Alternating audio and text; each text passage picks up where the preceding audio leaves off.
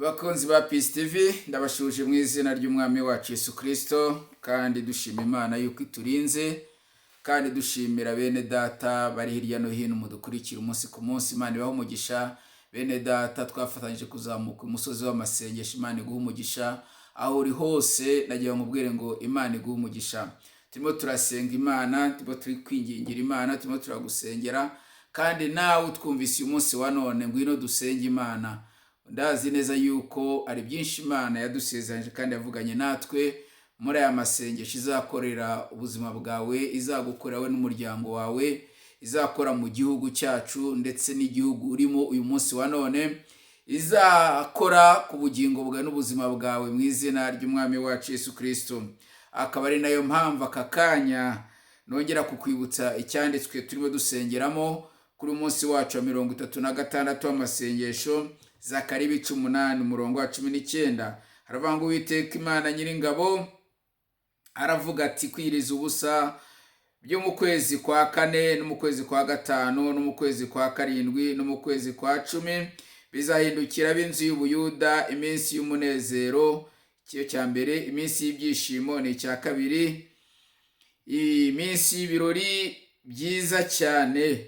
Haleluya. Rero abantu mwiteguye, abantu muhagurutse, abantu duhagararanye, abantu murimo gusenga, mwitegura uyu mwaka yuko uzababera umunsi cyangwa se muzanyura mu minsi y'ibyishimo, iminsi y'umunezero ndetse iminsi y'ibirori. Ndagira ngo ukumbuze gusenga no kugira ngo tugume ku gicaniro cy'Uwiteka Umwami Imana. Narababwiye ngo niba igicaniro cyawe cyo mu mutima cy'icyaka, ndagira ngo ubwire ngo ntabwo wabura kudasenga aya masengesho, ntabwo wabura kutaza ngo dusengane Imana ikugire neza kandi Imana ikwiteho. Haleluya. Rero turacyakomeje kuba imbere y'Uwiteka Umwami Imana, dushimira Imana kubwa buri wese irimo kudushoboza. Ntabwo ari kubw'imbaraga zacu, ahubwo ni ubuntu Kristo arimo kutugirira. Ntabwo ari uko dushoboye gusenga, nta nubwo turi abanyabibazo, ahubwo ni ibihe byiza byo kwegerana n'Imana, ni ibihe byiza byo kuvugana n'Imana, ni ibihe byiza byo guhagararana n'Imana, ni ibihe byiza byo kubona Imana, ni ibihe byiza Imana ije gukora imirimo n'ibitangaza. Nongera gushimira buri wese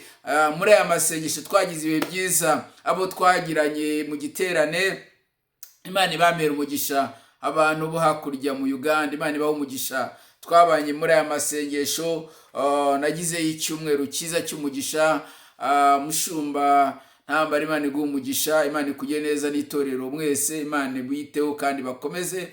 Kandi nongera gushimira ababyeyi beza mwatwakiriye, abasore n'inkumi, mukunda Imana, muzakomeze mukunda Imana. Imana izabagira neza kandi Imana izabitaho, kandi uko senze ndabasengera, Imana ibaho umugisha.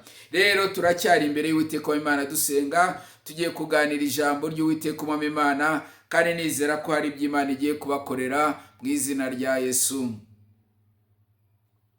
Imana yo mu ijuru iguha umugisha kandi kugire neza. Turakomeje rero ijambo ry'Uwiteka Umwami Imana. Nabibutsa ko icyanditswe duhagazemo dusenga twiriza ubusa guhera mu ntangiriro z'ukwezi kwa 5, igihe twataye n'itariki ya mbere y'ukwezi kwa 5 kugeza uyu munsi. Turacyari imbere y'Uwiteka Umwami Imana, kandi turabona Imana irimo kutugira neza, kandi turabona Imana irimo kutwitaho mu izina ry'umwami wacu Yesu Kristo. Haleluya, haleluya, haleluya. Uyu munsi munyemerere turakomeza dusenga Imana, twinginga Imana. Turajya mu cyanditswe kiri mu kuva mu gitabo cyo Kuva, nicyo gitabo gitangira n'itangiriro. Haravuga ngo umurongo wa 23 ibice bibiri, Kuva 2:23. Haravuga ngo hashize iminsi myinshi umwami wa Egiputa aratanga, Abisiraheli banihishwa n'uburetwa babakoresha, barataka gutaka batakishwa n'uburetwa kurazamuka kugera ku Mana. Haleluya.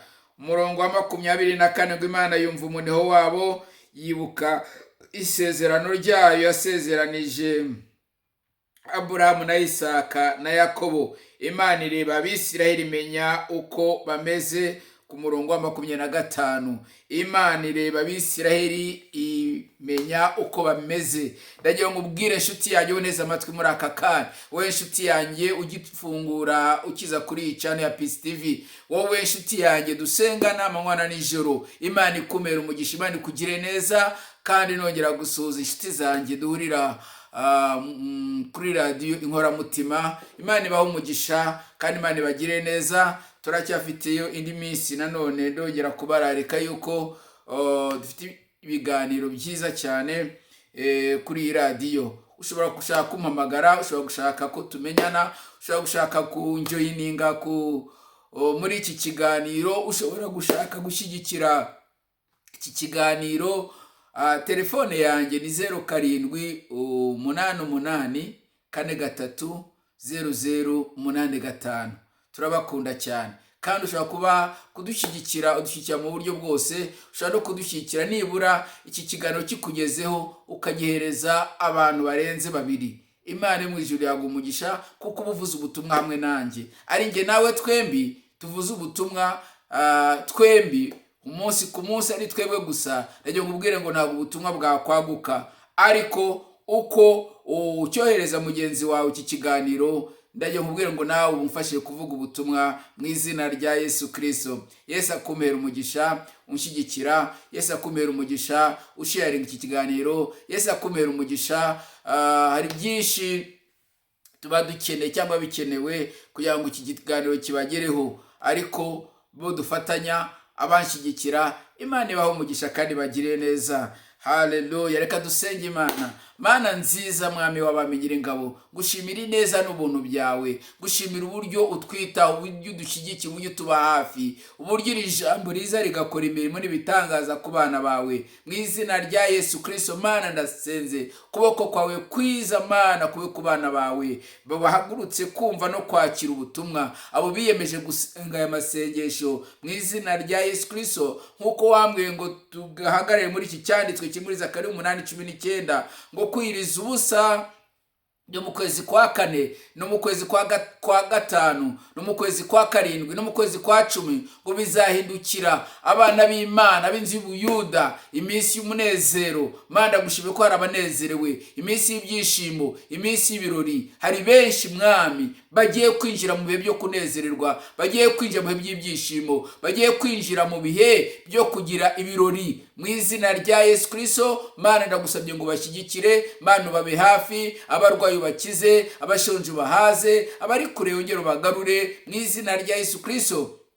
Abacitse intege zo gusenga wongere bagarure ku gicaniro, bongere basenge mu izina rya Yesu Kristo. Kandi Uwiteka Nyiringabo Imana, wagura itorero ryawe, wagura umurimo wawe, uhagare n'abakozi bawe bari hirya no hino mu gihugu cyacu. Abakozi b'Umwami Imana bari hirya no hino mu gihugu cya Uganda, abakozi bawe Mwami bari muri East Africa yose, abakozi bawe Mwami limakaseketere mandere loboko shakatayama. Mana gira neza abakozi bawe, batabara barengere, ubiteho muri byose, ubakomeze muri byose, babone ubutabazi, babone amahoro, babone imbaraga, babone gutabarwa kuvuye ahera hawe mu izina rya Yesu Kristo. Uko buri wese aje ku gicaniro, Mwama habwa umugisha, Mwama igubwe neza, Mwama mererwe neza, kandi abone ukuboko kwawe gukomeye. Urakoze Yesu Kristo, urakoze kuri Umwami w'amahoro, urakoze kubagire neza, urakoze kutwitayeho, kandi ukabudushoboje muri byose mu izina ryawe Kristo. Nose yabyizeye, amen. Niba turi kumwe nevuga ngo amina.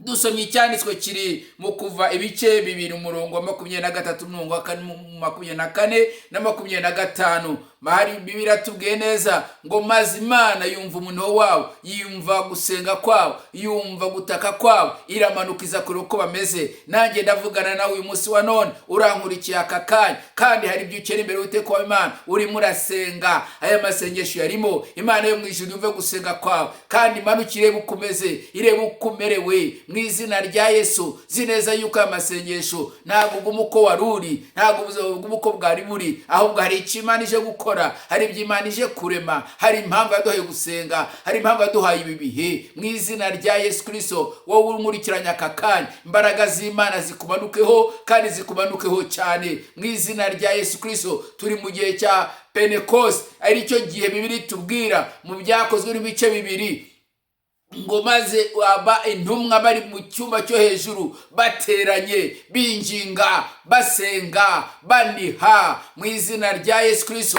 ngo ako kanya imbaraga ziramanuka. Nanjye ndasenze muri iki cyumweru ngo imbaraga z'umwuka wera zongere zikumanukeho, imbaraga z'umwuka wera zongere ziguhagurutse. Imana yumve gusenga kwawe nkuko yumvisha Abisiraheli, ngo maze yumva gusenga kw'Abisiraheli iramanuka iza kureba uko bameze. Imana imanuke ize kureba uko umerewe aho mu kazi kawe. Imana imanuke ize kureba uko umerewe aho mu rugo rwawe. Imana imanuke ize kureba uko umerewe mu muryango wawe, mu bana bawe. Imana imanuke irebe iyo business yawe, wowe wari wananiwe, wowe wari wacitse intege, wowe utari ugifite ibyiringiro. Mu izina rya Yesu Kristo Imana imanuke izirebe uko umerewe, izikora imirimo n'ibitangaza ku buzima bwawe, iguhindura amateka maze abantu bahindura amagambo mu izina rya Yesu Kristo. Reka mbabwire bene data muneze amatwi akanya, nta kintu gishobora guhindura amagambo bakuvuga uyu munsi wa none. Nta kintu cyahindura amagambo n'ibihe urimo kunyuramo uretse gusenga gusa, uretse gusenga gusa. Haleluya! Nusenga Imana ukumva ijambo ry'Imana ukakunda kuba imbere y'Uwiteka wa Imana, Imana yo mu ijuru ntabwo izakureka, ntabwo izaguhana. Ngo Imana yumva Abisiraheli. Wibuke ko ibi bihe Abisiraheli bari bamaze imyaka 430 arabaretwa mu maboko ya Farawo, ariko ko hari icyo Imana yari yarabavuzeho. Bibiliya iratubwira neza ngo iki gihe kigeze Abisiraheli batakiri Uwiteka wa Imana, bajya imbere y'Uwiteka wa Imana barasenga binginga Imana. Imana yo mu ijuru yumva gusenga kwabo iramanuka iza kureba uko bameze. Ndavugana nawe uyu munsi wa none urimo uranyumva aka kanya, kuko umaze igihe usenga ariko ntabwo ubona impinduka. Ariko reka nkubwire, Imana yacu ni Imana igitanga amahirwe ya kabiri. Ahari uyu munsi wa none Imana yakumva gusenga kwawe, ahari uyu munsi wa none Imana yagutabara, ahari uyu munsi wa none Imana yakugira neza. Imana imanuke izirebe ko iwawe bimeze, Imana imanuke izire ko mu rugo bimeze, Imana imanuke irebe umurimo wayo uko umeze, Imana imanuke itabara ubwoko bwayo.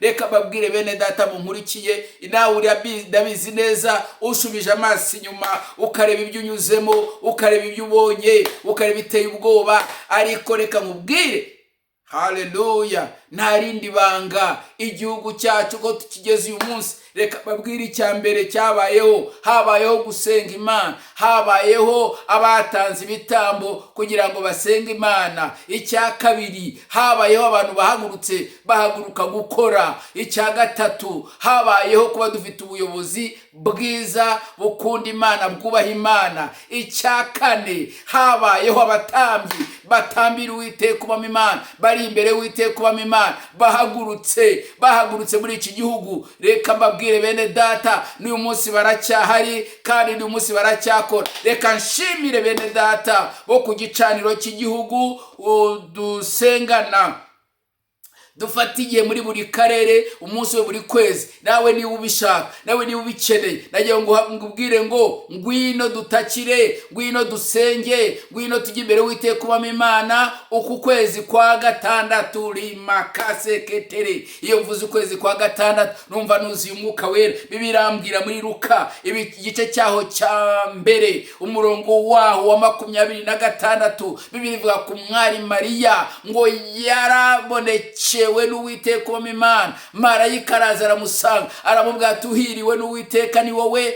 Marayika araza aramusanga aramubwira ngo ukwezi kwa gatandatu ngutumweho. Nanjye yo nkubwire ngo ukwezi kwa gatandatu ngutumweho nk'uko marayika w'Uwiteka wa Imana yasanze Mariya, amusanga ari umukobwa w'isugi, amusanga ari umwari wakiranukaga, amusanga ari umwari ubahaga Imana. Ariko marayika w'Imana aramubwira ngo igihe kirageze, umukiza uzatabara intore zawe, uzatabara ubwoko bwawe, uwo ari we mwami Yesu Kristo agiye kuvukira muri wowe. Atangira guhungabana, atangira kubaza ngo ko ntararyamana n'umugabo, atangira gutekereza ibyo byabaho gute. Ariko ijambo ry'Imana irambwira ngo umwuka w'Uwiteka ubamo Imana azagukingiriza, azakuzaho. Haleluya! Mwuka wera kuzeho, mwuka wera kuzeho, mwuka wera gukoreho, mwuka wera gusanye. Reka ngusomere icyo cyanditswe.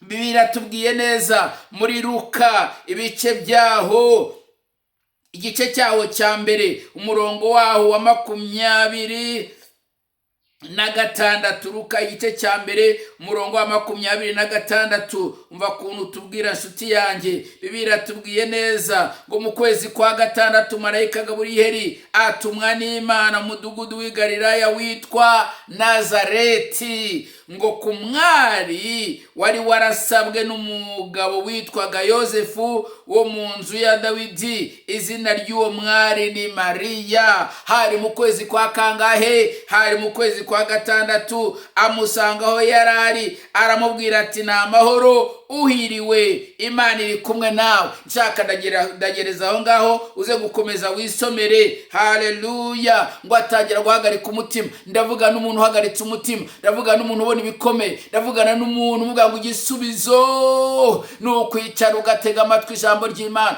ni ugutegereza gukora kw'Imana, ni ugutegereza imbabazi z'Imana kuko ndazumva muri iri jambo, ni ugutegereza kugirirwa neza n'Imana kuko ndabyumva mu izina rya Yesu Kristo. Wowe urushe, wowe uremerewe, wowe ucitse intege, wowe ucogoye, wowe udafite igisubizo, ndavuga Imana ifite igisubizo. Ndavuga Imana ishyirizo zitari, ndavuga Imana yaguhembura, yagutabara, yakurwanirira, yakwitaho. Wowe urimo kunyumva, rajya kubwira inshuti yanjye, humura, Imana irabizi kandi izi ibyo yibwira kukugirira. Ni byiza ntabwo ari bibi. Iyo Mana yasanze Mariya, iyo niyo Mana mvuga, iyo Mana yatumye umwami Yesu avuka. Haleluya. Binyuze mu mukobwa wari isugi witwaga Mariya. Uwo niwe karuhura, uwo niwe uturuhura, uwo niwe utwitaho, uwo niwe ukora imirimo n'ibitanga, uwo niwe uduhembura, uwo niwe uduha amahoro, uwo niwe uduhumuriza. Hari aho yansanze, nawe hari aho yagusanze, ariko reka nkubwire, hari aho angejeje, nawe hari aho akugejeje. Humura,